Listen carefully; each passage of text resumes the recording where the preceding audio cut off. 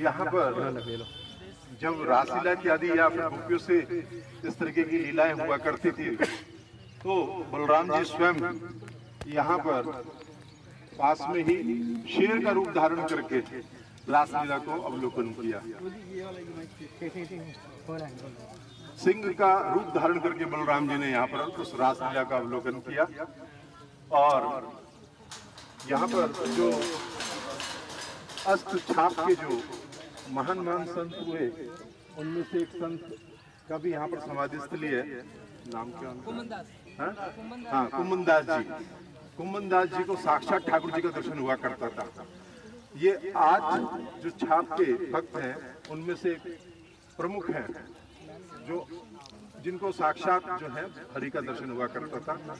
और संकर्षण जो है साक्षात बलराम जी हैं। गोचारण के लिए यहाँ पर निरंतर नित्य नित्य लीला हुई है। और बलराम जी जो भगवान श्री कृष्ण का स्वरूप हैं, उसमें अगर भगवान संकर्षण या भगवान बलराम से हम इस गोवर्धन गिरिराज महाराज जी की जो लीलाएं हुई हैं भगवान श्री कृष्ण चंद्र की, उनसे निवेदन करेंगे, प्रार्थना करेंगे, तो निश्चित तौर से बलराम जी भगवान श्री कृष्ण से भी ज्यादा करुणामय हैं। वो निश्चित तौर से लीलाओं को हमें किसी ना किसी जन्म में दर्शन जरूर कराएंगे। ठीक है, धन्यवाद। शंकरशरण प्रभु की। देखो अभी हम लोग जहाँ से परिक्रमा किया है, दान घाट से हम लोग ने परिक्रमा शुरू किया है। परिक्रमा करते करते अभी जिस गांव होते हुए हम लोग आए, बंद करो उसको, जो गांव होते हुए आए वो गांव का नाम है आनोर गांव है। आनोर गांव मतलब है यहीं पर ही कृष्ण ने जब गिरिराज गोवर्धन धारण किया, गिरिराज गोवर्धन धारण करने के बाद इंद्र तो पहले समझ रहा था ये कोई साधारण बालक है, लेकिन जब उसको पता चला ये कृष्ण कोई साधारण बालक नहीं, 7 दिन उन्होंने अपना जी जान लगा दी ब्रज को सत्यानाश करने के लिए। लेकिन कृष्ण ने गिरिराज गोवर्धन को उन्होंने उठा लिया। बोले गिरिराज महाराज की जय। 7 दिन के बाद में इंद्र ने एक दूत को भेजा, भैया देख करके आओ क्या हो रहा है। एक दूत ने केवल ऊपर ऊपर से देख करके बोले भैया यहाँ पर एक चिट्ठी तक अभी नहीं, सबके सब खत्म हो गए। उसने फिर दूसरे दूत को भेजा, बोले तुम देख करके आओ। लेकिन जब उसको नीचे आया देखा एक चिट्ठी तक भी मरे नहीं, क्योंकि कृष्ण गिरिराज गोवर्धन धारण करके रखे और सारे ब्रजवासी कृष्ण के मुखचंद्र को दर्शन करते हुए बड़े आनंद में आज ब्रज में होली रसिया बड़ी सुंदर भजन गा रहे। उसने जाकर के जब बोला, जाकर के क्या बोला, इंद्र के पास वो जब वापस गया, इंद्र ने कहा ये ब्रजवासियों का क्या सत्यानाश हो गया।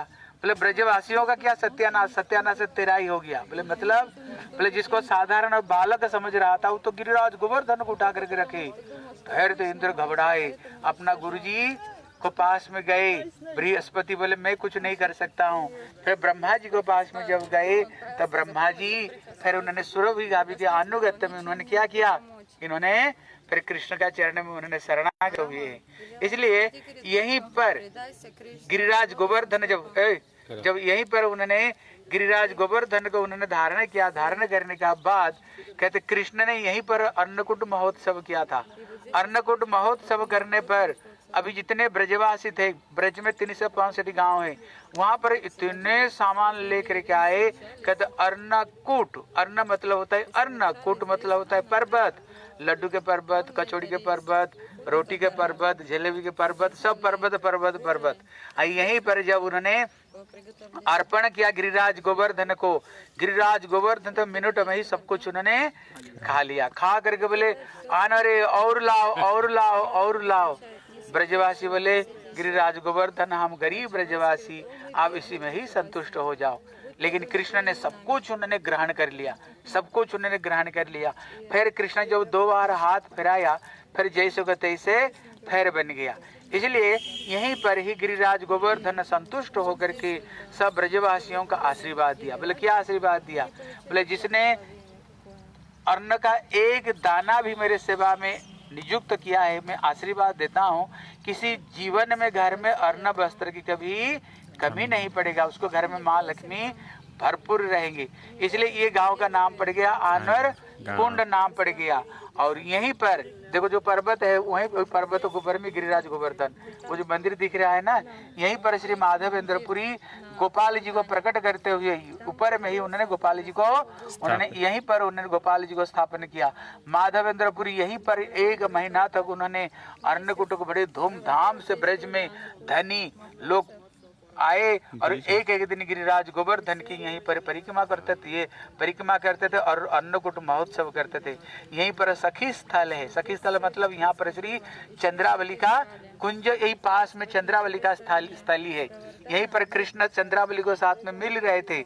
अभी राधा रानी बड़ी दुखी होकर कुंज में बैठी हुई, अभी क्या किया जाए, चंद्रावली के पास में कृष्ण चले गए।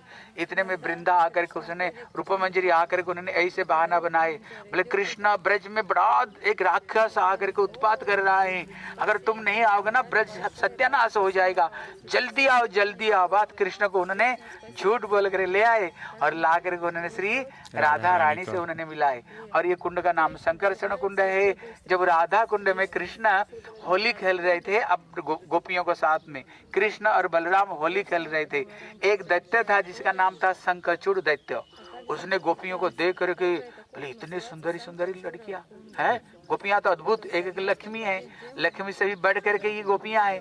उनका रूप को देख करके तो मुग्ध हो गया और उन्होंने क्या किया, सब गोपियों को खदेड़ते हुए ले गए। जब ले गए इतने में कृष्ण बोले बलदेव तुम यहीं पर रहो, अभी मैं देखता हूँ। बस कृष्ण उसको पीछा किया और पीछा करते करते करते करते यहीं पर आए और उन्होंने शंखचूड़ दैत्य को उन्होंने वध किया। वध करके उसको पास में था कि मणि का नाम क्या था, कि तुम सेमंत का मणि था, वो मणि को उन्होंने यहीं से शंखचूड़ से लेकर के उन्होंने धनिष्ठा को दिया, धनिष्ठा ने ललिता को दिया, फिर ललिता ने श्री राधा रानी को ये मणि को धारण कराया।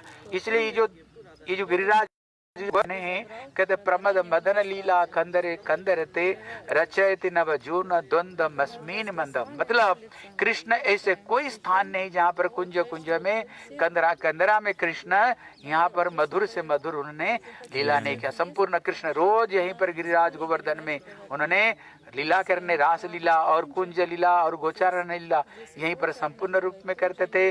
अभी भी इनका चरण धूलि यहीं पर पड़ा हुआ है, इसलिए यहाँ पर प्रणाम करने से, चरण धूलि लगाने से क्या होगा, हृदय में भगवान की भक्ति और प्रेम प्रकट होगा। बोले श्री शंकरषण कुंड की, बोले श्री आनर गांव की, बोले श्रीनाथ जी की, बोले श्री गिरिराज महाराज की, पिताई गौर ब्रह्मानंदे हरि हरि बोल की जय।